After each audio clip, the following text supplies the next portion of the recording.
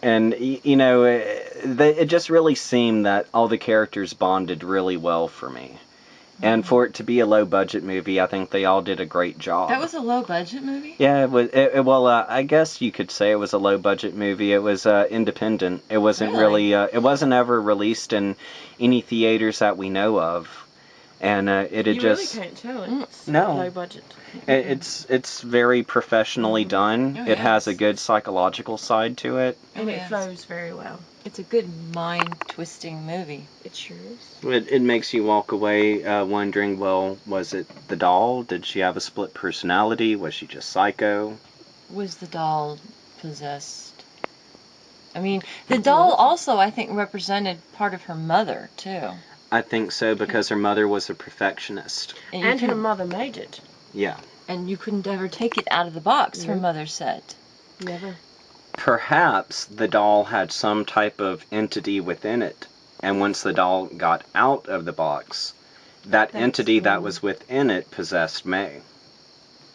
That's a possibility. She did have a different look about her.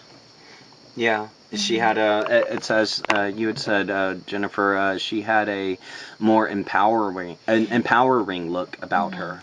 Yeah, she gained empowerment. She was Fierce. Fierce, that's the word, fierce. Like Minnie Fierce. Minnie Of course. Nobody stands up to me. I did. I knocked you down too. I liked it. I like doing it too. So, with the movie, I tend to think that perhaps it falls into a genre of other psychological movies, such as, in a way, Psycho, perhaps.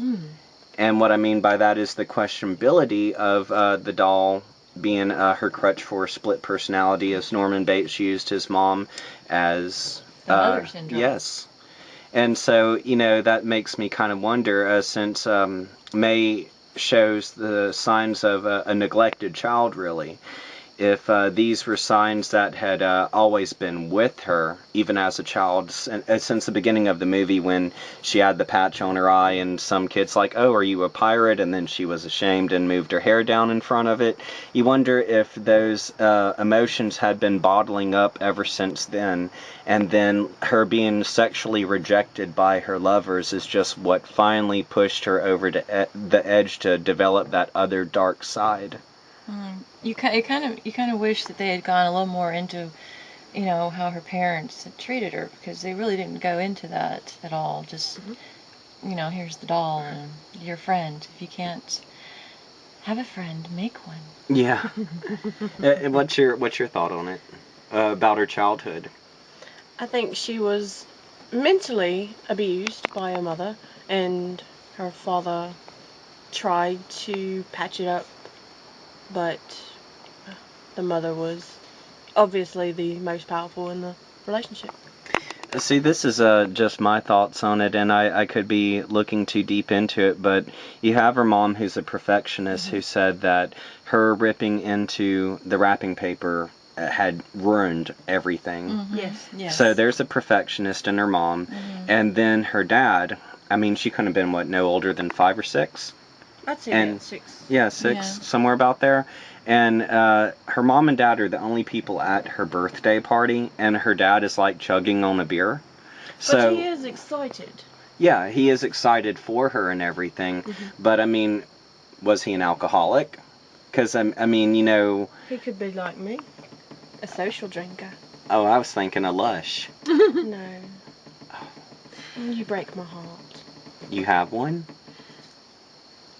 No, I don't. I ate it. Hollow. She ate it. I ate it. I cut Was it. it delicious? Oh, lovely. Why didn't you save me some? I didn't know you wanted any. I always want had a it piece with of a heart. A nice Chianti and some fava beans. Now, I'm confused. I'm jealous. I'm confused because what the hell did I cut out of your chest to put in my human doll? I do think you got a bit of my lung in there. So that's why it was black? I reckon so. So you think her heart is black? What other color would it be? Well, I am a dark individual. You don't say. You're as dark as this night that we're sitting in out here. The sound in the background, is that the crickets or is that something inside you because you're so dark? I think it's both, because the darkness inside does make a soft noise like the crickets. Well, your fashion statement doesn't really show that. You're very dark tonight. You're wearing clothes from your homeland. Well, what can I say? I like to present. Speaking of clothes, there was some odd fashion taste that May had in her movie. And she had odd ways of washing clothes, too. Oh, gosh. Yes, it really bothered me when she was washing her red bra with her whites. I don't know if that's the domestic in me or what, but I was cringing at that. Well, maybe she really wanted pink underwear, and all she had was whites. No, I actually think she was waiting for the boy to come in, and she wanted to attract him to, look at my pretty underwear I have, it's red. Now, you say this like you have experience in it. Of course I do. Of course you do. I like for everybody to see my beautiful underwear. Now, Everybody? Of course. Is what you wear actually considered underwear? In most countries, no. America being one of them. No, America likes, well, most of the people like to see the underwear of other people, or at least they want them to look at their underwear. Lady Gaga? You see girls walking around with nice looking jeans on, and they bend over a little bit, and you see thongs. You see the whole thong, and that's just grotesque. But my question you can see is, mine through my clothes. my question is, if you're wearing a thong and you didn't wipe properly, Oh, God. Ew, gross. Then I would hate to wash their underwear and their clothes. now, Like thongs in general, that's just nasty. But No. flossing. now, I'm sorry, too much to drink. Now, as we're on this subject of butt floss, we've gone from May to butt floss, and we're about to go down a whole new road here that's even awful. I one time saw a woman who was a very voluptuous woman. She was very, very corpulent, and she bent over, and between the mounds of cottage cheese, there was the G-string. Ooh, Well, what is the point? Since we're on cottage, G-strings, I thought I would share my 500-pound woman. In my advice, I don't think thong makers should make them in extra large sizes, because the big women, I love people, but the large women cannot find their thong within their cottage cheese.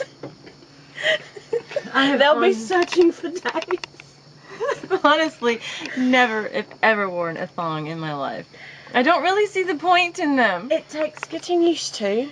It's so uncomfortable. Well, if you're wearing extremely tight clothes and you don't want somebody to see the outline of your underwear, you could just wear them.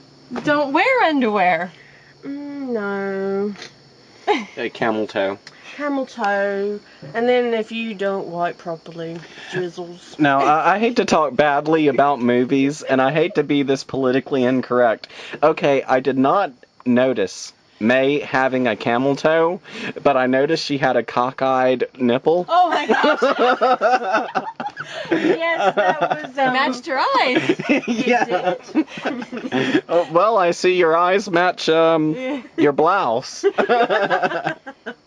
Yes. They went in different directions. I noticed that. And her nipples. I've never seen nipples go straight and one off to the side.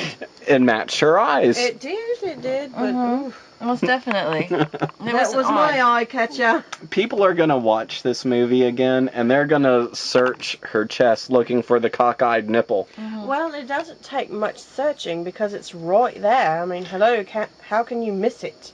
Yeah, it's the scene where Angela Bettis is approaching Jeremy Sisto. Isn't that his last name? I guess he's just pretty. His name is Beautiful. Beautiful. That's his new name. Beautiful. Pretty is already with some other very gorgeous man from the Mid-South Con. Not naming no names, huh?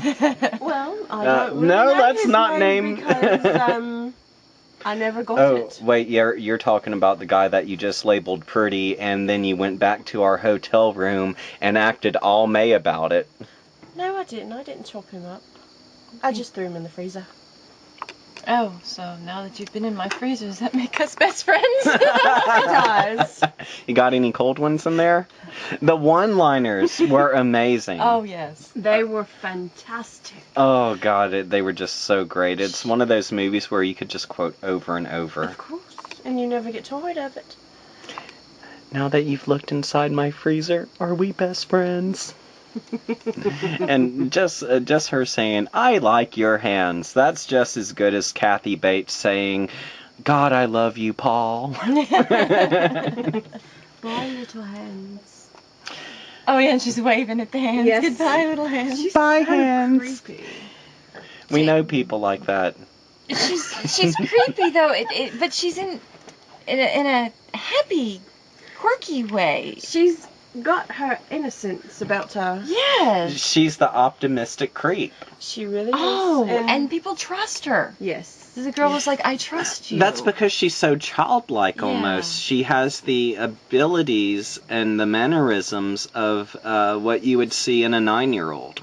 That giddiness, it's like almost a 9-year-old walking into a candy shop or something. That's why she wanted to help babysit the blind kids. It's because she's on the maturity level. I don't know. I think she wanted to help him because the one girl was off by herself, and she Yes, tried to yes. She identified with the little girl. I think that she identified with the blind kids because she recognized that they shared a handicap, not the same handicap, such as being blind or being shunned from society, but they shared the handicap of just being a misfit, really. Mm-hmm. And I think that's why she reached out to them so much. Maybe going back to her childhood, the blind girl reminded her of herself as a child because she was off by herself. Right. Yeah.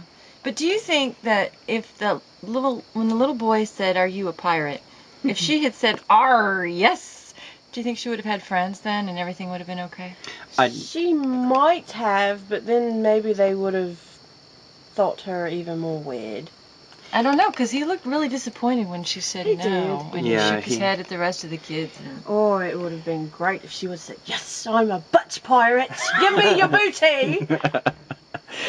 You know, That ran that's through my mind. that's really a hard question because if she said no, which she did, then, they just walked away from her. If she said yes, they probably would have picked on her further. Yes. And even if she wouldn't have wore the patch and shown her lazy eye, there still would have been, the cruelty of children kicking in. I have a friend who recently had corrective eye surgery on her lazy eye, and she's a phenomenal person, just a wonderful individual. And she was talking to me about how growing up with this disability that she had tons of people just make fun of her problem and just be cruel about it. And this wasn't just children, but this had advanced into junior high and high school, and it doesn't really seem like it had cleared until perhaps college or so. Mm-hmm. And so it's like May was just born. I'm not going to say she was born to be a loser because this is a fictitious movie. You have people with handicaps that do rise above. Right. You have that every day, people with handicaps that rise above. But the character of May was just born to fail. And I think that's where a lot of people relate to her, because sometimes when you have hit your lowest low and you're putting yourself down physically or mentally, you sometimes wonder, was I just born to fail? Am I the Joker in this crowd? Well, was she born to fail, or was she a product of her environment? A product of failure?